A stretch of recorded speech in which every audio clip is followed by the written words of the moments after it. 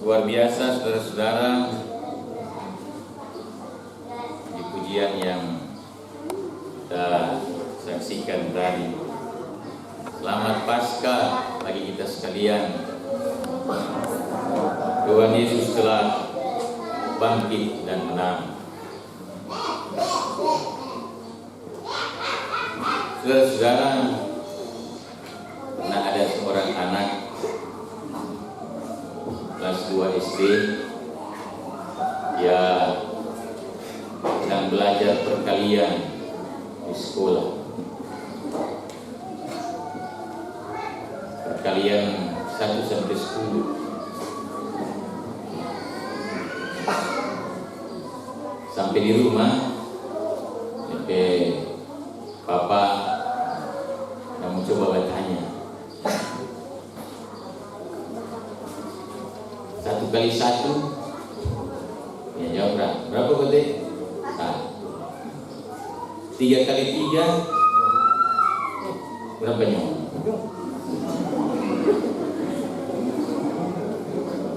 9. Lalu yang Bapak tanya, kalau 17 kali 17, mulai bilang apa? Ini anak tadi yang sedikit, kemudian dia menjawab, tidak ada itu Pak. Tidak ada. Jelas, menurut dia yang baru kelas 2 SD, dia bilang tidak ada. Kalian 17 kali 17, karena dia masih ada belajar kalian 1 sampai 10.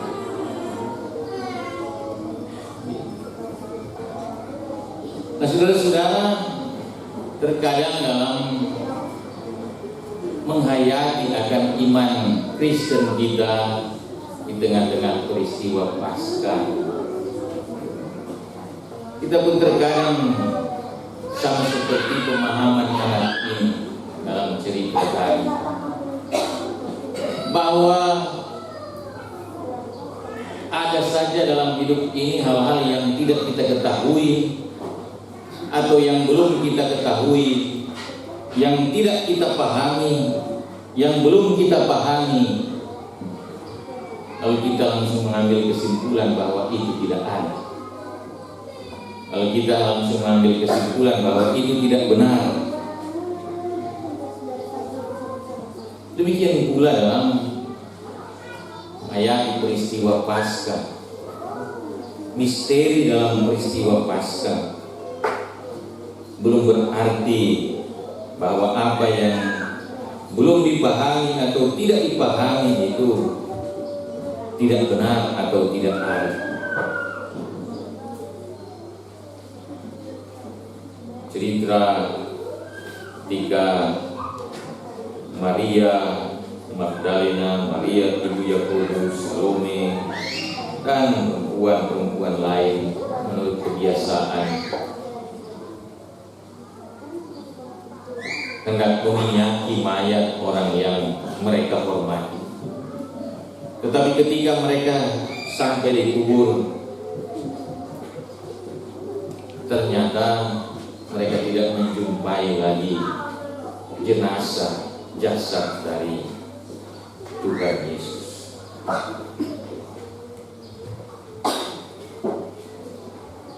Ternyata yang mereka temui hanya seorang muda yang berpakaian jubah putih, yang akhirnya membuat mereka takut, mereka ragu, bahkan ya tentu tidak percaya. Nah, saudara-saudara, dalam peristiwa Paskah, kisah kebangkitan tubuh Tuhan Yesus yang kita akui, kita percaya, kita imani adalah sama dengan tubuhnya yang semula. Bahwa dalam catatan Injil para murid langsung mengenal ada lubang bekas paku, lubang bekas tombak. Pada bagian lain Tuhan Yesus pun pernah bersama-sama makan dengan mereka. Tetapi di lain pihak pun mengisahkan bahwa tiba-tiba Tuhan Yesus itu hadir di saat mereka berkumpul dalam keadaan pintu yang terkunci.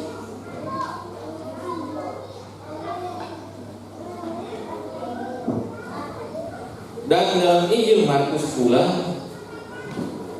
dicatat bahwa Yesus menampakkan diri dalam rupa yang lain. Nah, saudara-saudara, itulah cerita-cerita, kisah-kisah di seputar kebangkitan Tuhan Yesus atau peristiwa Paskah. Ada yang masih belum percaya, ada yang sama sekali tidak percaya, ada yang sudah mulai percaya, ada yang memang benar-benar percaya. Apalagi ya memang berita-berita ini mungkin penyampaiannya berbeda-beda. Apa maksudnya? Berita Paskah kebangkitan Yesus hendak menegaskan bahwa Yesus itu benar-benar bangkit. Yang bangkit itu adalah benar-benar tubuh Yesus. Yesus yang bangkit itu bukan cuma sekedar hidup, tetapi Dia bangkit lagi dari kematian kepada suatu hidup yang baru. Ya memang sulit untuk memahami secara logika, tetapi jangan kita lupa seperti yang saya ilustrasikan tadi, bahwa ada saja dalam hidup ini hal yang belum kita mengerti, belum kita pahami, belum kita tahu, tetapi terkadang menghantar kita pada satu kesimpulan bahwa hal itu tidak benar, bahwa hal itu tidak ada. Nah, saudara-saudara, sebagai orang Kristen kita memiliki pegangan yang pasti. Kita memiliki dasar Alkitab di dalam memahami ini, bahwa benar-benar Kristus itu bangkit, Dia hidup. Yesus pernah berkata, berbahagialah mereka yang tidak melihat namun percaya. Bahwa Yesus itu benar-benar bangkit hidup. Dia memerintah kita manusia, kita sebagai orang Kristen, dari saat ini sampai pada masa depan. Ia memerintah dengan roh dan firman-Nya. Sebab Paskah adalah peristiwa pelantikan Yesus menjadi Allah, menjadi penebus, menjadi juru selamat kita. Dengan peristiwa Paskah kita menerima kepastian akan pengampunan dosa, kepastian iman, kepastian hidup, kepastian akan keselamatan. Sebab peristiwa Paskah adalah sumber dan titik tolak dari iman Kristen. Paskah adalah dasar dan pusat iman Kristen. Oleh karena itu dalam nas pembimbing tadi dikatakan dalam tulisan Rasul Paulus, andai kata Kristus tidak dibangkitkan, maka sia-sialah pemberitaan kami dan sia-sialah juga kepercayaan kami. Jadi Paskah adalah peristiwa yang paling menentukan kehidupan ini. Oleh karena itu kita patut bersyukur, kita patut bersuka cita, berbahagia, bersorak gembira.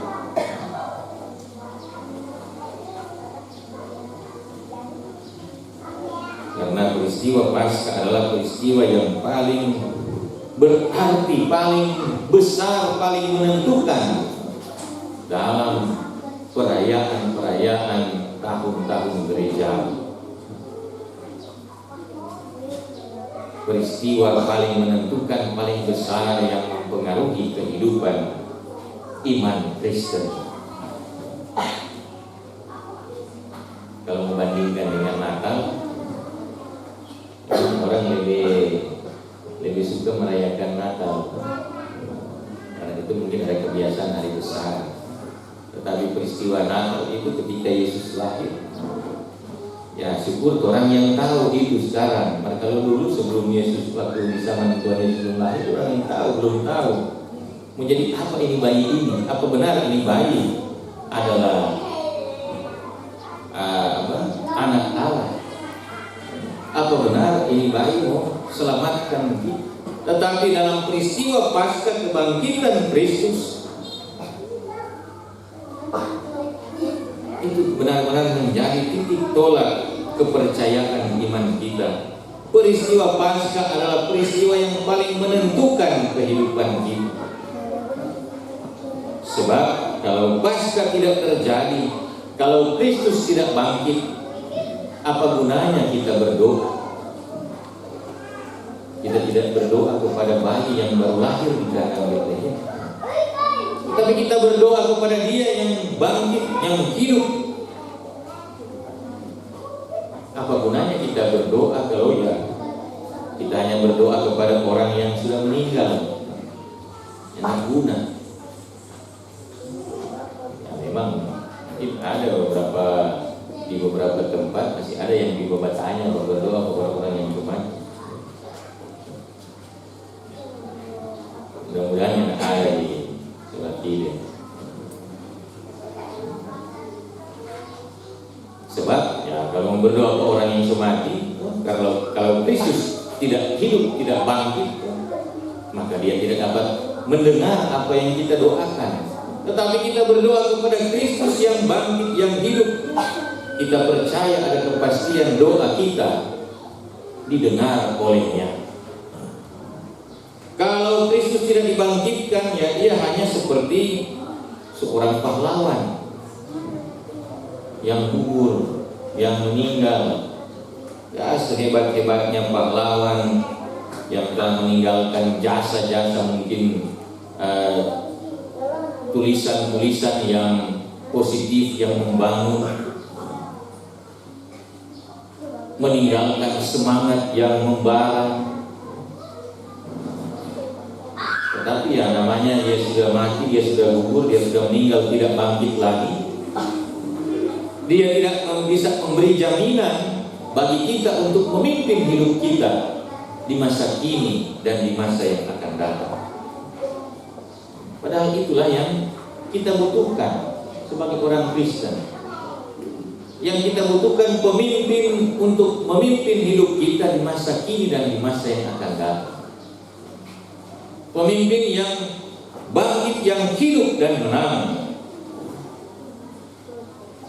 Oleh karena itu berbahagialah kita yang kini beroleh kepastian iman, beroleh kepastian pengampunan dosa, beroleh kepastian hidup di dalam keselamatan yang kekal dan abadi. Dan Yesus yang bangkit dan menang itu memang dalam catatan sejarah pernah orang hendak mencari bukti-bukti supaya boleh masuk akal. Pernah ada disinggung tentang kain kapan turi, pernah ada disinggung tentang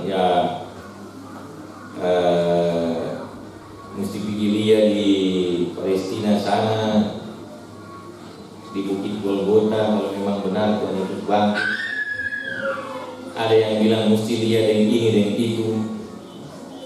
Tetapi kebangkitan Kristus, kemenangan Kristus, hidup Kristus itu tentunya dalam keyakinan iman kita yang usah kurang menyaksikan di tempat lain.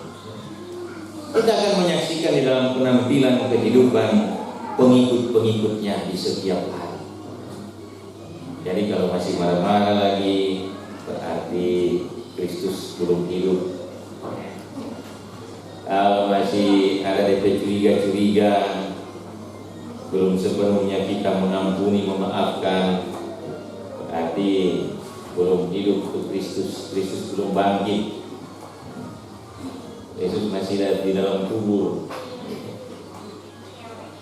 Kristus yang bangkit dan menang itu akan nyata di dalam setiap tindakan perilaku pengikut-pengikutnya, yang menolong, yang mengampuni, yang menghargai, yang mendamaikan, yang bekerja keras, yang memberi, yang tetap taat dan setia, yang peduli,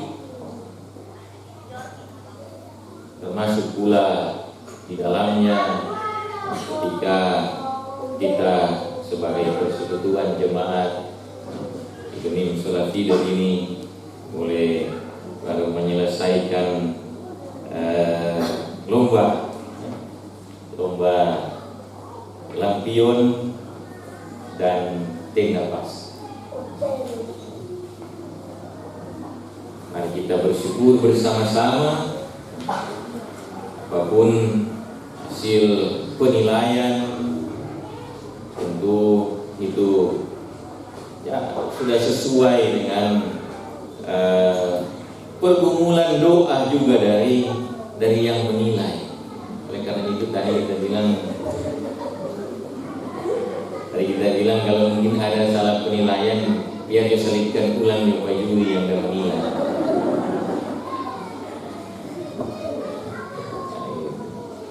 Kiranya dengan kebersamaan kita membangun persekutuan melalui berbagai kegiatan ini, itu hendak membuktikan bahwa benar-benar kita adalah orang-orang yang menerima Kristus di hidup ini, yang diselamatkan oleh Kristus. Sebab nanti yang akan muncul dalam pikiran, tindakan, perilaku kita adalah tindakan, perilaku, perbuatan Kristus. Perbuatan yang lama kita telah mati, dan perbuatan yang baru, hidup baru, itu yang bangkit dan nyata di dalam kehidupan kita. Tuhan memberkati kita sekalian. Selamat Paskah. Kristus sudah bangkit dan menang. Haleluya. Amin.